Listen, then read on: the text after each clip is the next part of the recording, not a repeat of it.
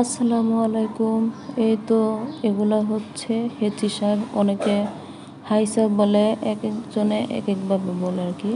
এগুলো কিনে আনছে, আমি তো এগুলো তুলে আনতে পারতাম, কিন্তু কি আর করার। তারপর শাকগুলো বাছার মাধ্যমে মাঝে মধ্যে মিষ্টি আলু ভাজা খেয়ে নিলাম। এরপর শাকগুলো বেছে নিলাম। বাছতে সময় লাগছে, কিন্তু অল্প সময়ের মধ্যে ভিডিও করে নিলাম। এগুলো হচ্ছে হেঁচি শাকের ডগাগুলোরে আমি ডিজাইন করে কাটছি। এগুলা চিংড়ি মাছের মতো দেখতে, এগুলোই হচ্ছে মাছ আর কি।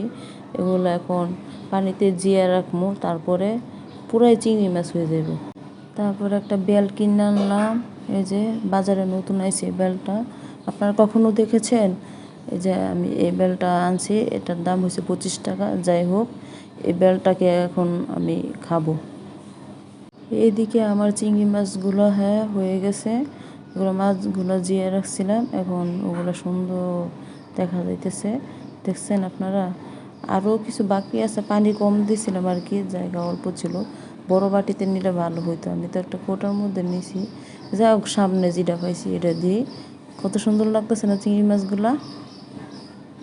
এদিক দিয়ে আমার ভাবিও গ্রামের তো বেড়ায় আইছে। তো আবার ক্ষেতের ফাতালেতে ওই যে শাক উঠে নিয়ে আইছে। ক্ষেতের আইলেতে কচু শাক আনছে, এগুলো মজাই হইব। তারপর লাউর ডুগা, কুমড়ার ডুগা, পরে হয়েছে গিয়া এই যে সাজনা শাক। সাজনা পাতার বড়া ভালোই লাগে, এমন ক্যালসিয়ামের জন্য সাজনা শাক খাওয়া ভালো। তারপরে আরও অনেক কিছুই আনছে, এগুলো দেখাইতেছি। এই যে থানকুনি পাতা, পেঁপে, শুকা বেগুন মানে কাঁচা টমাটো, এটার আমরা আঞ্চলিক ভাষা শুকা বেগুন কই, আর থানকুনিরে কই টেয়ামানিক। তারপর হচ্ছে লেবু গাছের বেগুন, পরে হচ্ছে কাঁচার শুকনো পাতা, তেজপাতা, এই আর কি। এরপরে লাউর ডুগার কুমড়ার ডুগা বাচ্চা লইলাম। বাঁচতে বাঁচতে পাতায় বেশি হয়েছে, ডুগা কমে। এই তো ভিডিও দেখার জন্য